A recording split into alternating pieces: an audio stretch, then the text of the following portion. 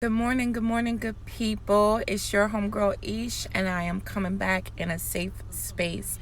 And as you can see, I'm coming back in a safe space on my own this morning. I have no special guests, but it is really a calling on my heart to speak on this morning. So this morning in a safe space, we are going to look at grief. A lot of us really find ourselves at a time in our lives where we are grieving things and we have no place to truly sit and grieve. Now, before you start to get into this video, I just want you to know at no point in time in this video will I say to you, well, you just need to get over it, because that's not safe. That's not a safe space for anybody or anyone doing anything. Grief does not work like that.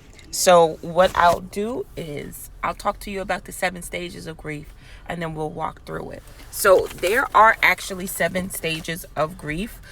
You may not go in these stages in order. You may revert back to some of these stages, but there are 7 very distinct phases to grief. Shock and denial is one stage. Pain and guilt, anger and bargaining, depression, reflection, and loneliness. That's all one stage. Those 3 things: depression, reflection, and loneliness. The upward turn, reconstructing and working through, and then acceptance and hope. And like I said, you may double back on one of these phases. You may be going through a couple of the phases at one time. I know for me, shock and denial, pain and guilt hit me head on, both of them together, and it was very weird, but we'll go through that. So I'm going to talk about some things that we have to grieve, some of them being very obvious things that we have to grieve, some of them being not so obvious things that we truly have to grieve. And then the third one may not be something that you may not want to talk about. Some of my listeners may not want to hear about, but I'm going to tell you anyway, because this is truly my unmitigated opinion on a session of life that we have to grieve. So a few years ago, maybe like 5 or 6, my best friend and I, it was the holiday season. It was in the winter time. So I don't think it was Christmas yet, but I do know it was after Thanksgiving, and she and I were at her house, and we were talking about not being able to grieve as adults, because we have to go back to adulting.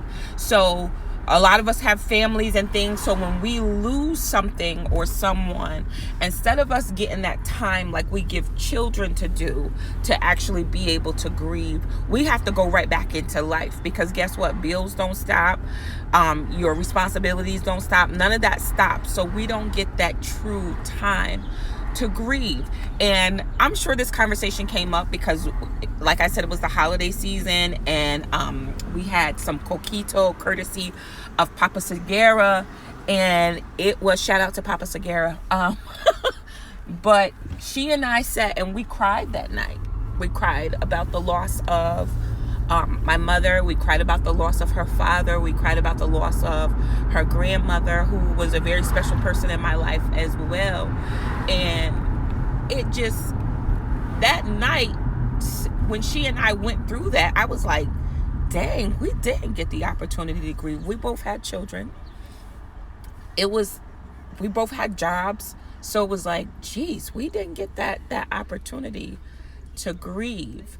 And when my mom passed away, the first thing I felt was shock. I was like, what?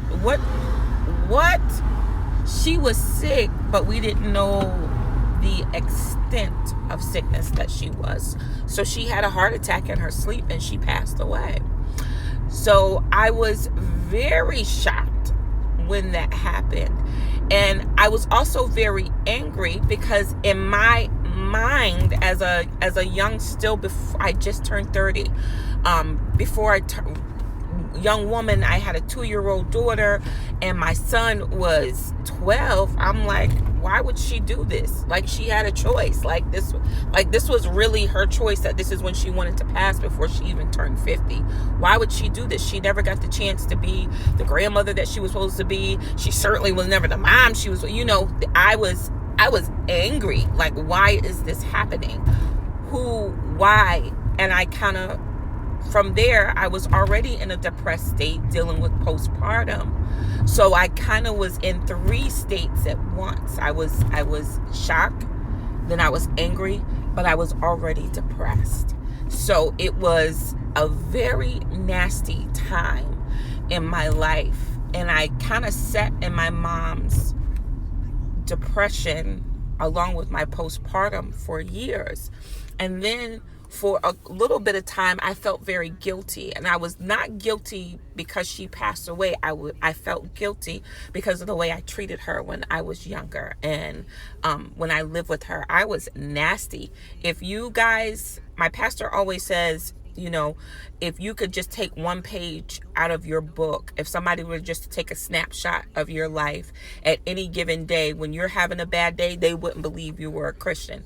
If you could take a snapshot from any given day when I was a teenager, when I had moved back in with my mom, and the disrespect I gave her, you would be like, Aisha, how in the world are you thinking that that's not going to come back to you, that karma is not going to come back to you?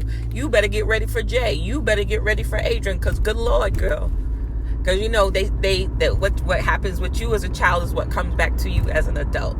So I get nervous all the time. I'm like, oh my God, Jesus is going to be a maniac. But I also have to remember, Jason did not grow up as I grew up. She grew up with me. So, but I can tell you that if I can look back on it and I can see those scenes from my life, I am embarrassed. Like, who raised you, Aisha? Because I was raised better than that. But I was also very angry with my mother at that time. And then as I began to walk more in my life with God, and working on forgiveness and just being okay, He began to turn the circumstances of my mother's death and her life around in my eyes. So there's that stage of the upward turn and the reconstructing of my grief. I began to see my mother as she was only doing with what she had the resources to do. One. So she wasn't given what she couldn't give to me what she wasn't given. And one of my sisters, Miss Jody, said to me one time, or she said to all of us one time, if God came to you and asked you to be a sacrifice for someone else, if He asked your life to be the sacrifice to teach someone else how to do better, would you say yes or no? And of course, everybody's like, I don't want to go through all that just so somebody else can be better, but I'm the one that has to suffer. And I had to see that my mom was the sacrifice for me. She was the sacrifice for my big sister. She was, unfortunately, the sacrifice because the things that she went through, I dang on sure will never go through, because that was not meant for me. So God had to give me that picture so I knew ahead of time. And once I began to see my mother for the lessons that she truly taught me, I began to grieve my mother in peace. The key word is I was able to grieve her in peace. I no longer saw that she did an inadequate job. Why would you have kids if you weren't able to mother? I stopped seeing her like that, and I began to see her as the lesson God needed me to have so that I could be at peace with Him. See, y'all, let me, because y'all know me. As soon as I start talking about God, I'm gonna get ready to start praying. But I had to look at God and say, thank you. Okay, because the same mistakes my mom made, I didn't make with Adrian and Jacelyn. Now, I may be a tough mom. There's no ifs, ands, or buts about that. You're not going to just do anything to me and I'd be like, okay, dear. No. I still was raised by Margaret Elizabeth Moore. We don't play them games. But They knew what they were supposed to do in life. Both of them know that as long as you're doing the right thing, I will be here to support you. I love you. You can trust me to be your mother. You can trust that I will try to make sure that you are educated as you should. And you can trust that I will push you as far as you can go, because I know the world is yours. So now we have that hope. And I say, thank you, God, for my mother. Even though she was not this idyllic mother that people, home baking cookies when I got home, none of that. But she was still my mom, and I have to respect that. And I was able to grieve her in peace. And I thank God for her. I thank God that He allowed me to see that and be able to push forward like I needed to push forward. So as we begin to grieve for those that we've lost, the loved ones that we've lost, you have to come to terms. And there's no timeline to that. It took me, my mom's been dead this year, it'll be 8 years. So I think I began to truly grieve her at about year 5. I didn't know that I had to, so I stayed in the stages of shock and denial and anger and depression for about 3 good years before I began to go to that upward turn and begin to reconstruct, and then to be okay, to hope that, thank God that things are okay. So, and then I have to realize she's in peace now. She had to go through a hell of a life to make sure we didn't have to go through a hell of a life. Wow. Okay. We're gonna move past this with my mom right now, because I'm not trying to cry on camera this morning. It's just too much. My eyeshadow looks really good. So we have to be ready to grieve. And the first thing is you have to be ready to grieve. Some of us do not become ready to grieve until years later. Some of us can grieve right away. How they do it, I don't know. But it's tough to face, especially someone that you were very close with, our parents or a child, anything like that. You have to grieve that. But you have to take your time and move in it how you move in it. The only thing that I ask, and I know this is going to be the hardest thing as somebody that's asking you to come into the safe space with her so that you can grieve, is that you say, okay, let's face it. Even if you can only face it one time and then you back away from it, if you can begin to face it little by little, you will be able to grieve it at one point, and you will be able to walk towards the peace that you need to move forward. People always say, get over it. I don't say get over it. I say get through it. If you get over it, it's still behind you. So that means you might go back to it. But if you get through it, you tear it down. It's not there anymore. And we still deal with the ache and the pain every now and again of those that we've lost. But we're able to look back in the smile. And even though they're not here anymore, they were here. And that is why you're able to grieve, because they were here. They impacted you. They made you feel love. They made you feel, happiness. They were funny. They were the ones with the best voice. They were the ones with the best dance moves, or made the best potato salad or anything like that. But you can remember that they were here, even though they are no longer. So that's how I feel about grief this morning. I'm in the process of grieving with my spiritual family right now, and I'm still in stage 1. I'm still in very much shock and denial that certain things have happened, but we're here and we have to grieve it. I know I'm not grieving as much as, say, the moms or the aunts or anything like that, but there was still this person that was a part of my life, and I have to grieve that. So there's the very obvious grief. The second type of grief I want to talk about this morning is grieving of things such as ideas, relationships, things that just don't come to pass like we thought they were. One of the things being something that might be very obvious to us right now is, maybe we're not where we wanted to be in our adult life. Maybe we don't have the Fortune 500 job, or we're not living in the big house with the perfect husband and the perfect kids and taking trips to to Turks and Caicos every year or anything like that. Maybe we're living in an apartment and we are single. I am a single mother and I live in an apartment. And I'm not married. I'm not going to Turks and Caicos every year, even though I did go to Jamaica last year. That was awesome. And I plan on going somewhere tropical next year as well. But those are things that I have to grieve. I may never get married.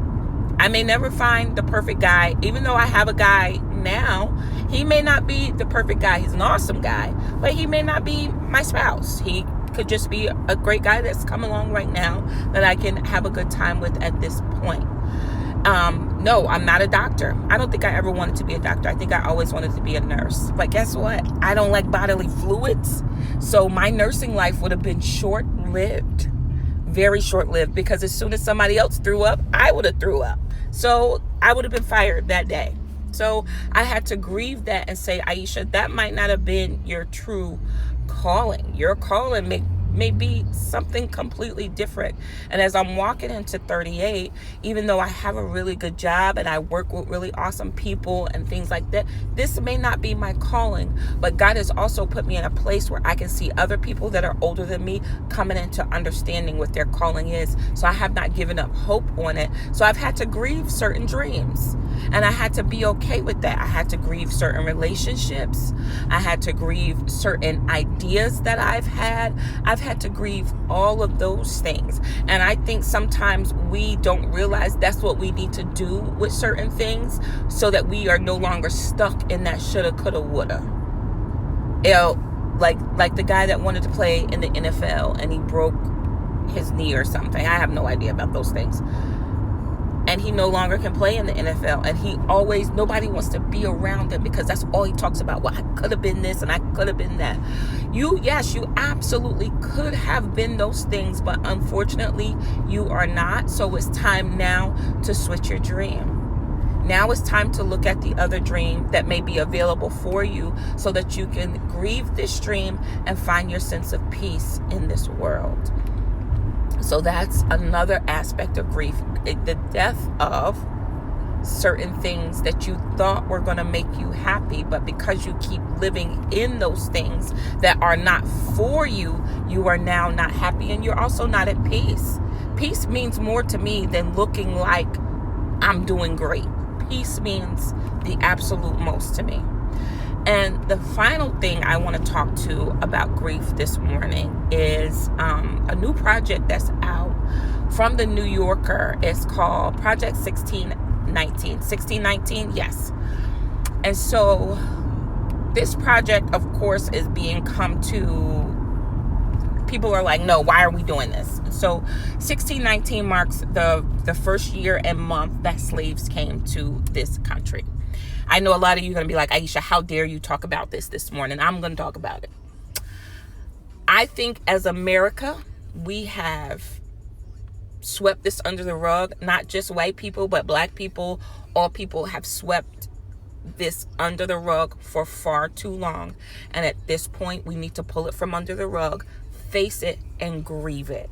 If we do not grieve this, it will continue to be something that we are sitting in, and it truly has defined this country and to who we are as a people. I know people are going to be like, my father was an immigrant from, I don't know, Italy. Okay, I get that and I understand that. And guess what? We've been able to hear your story in peace, but our stories, they don't get to get told. We don't get to get told. We do not get the same opportunity as other people to tell our story. And when we do, other people try to make it seem like it's their story. And I'm like, yo, it's not your story. Allow us to have this story, but you definitely need to put some respect on it and grieve it. Once you begin to grieve that this is what has happened in America and this ish was real, and people, listen, I don't want to get on my soapbox this morning, so I'm going to step back for just a second. I might have to do another video just on this project. Once you understand that this stuff was real and these people, our people, were treated like lower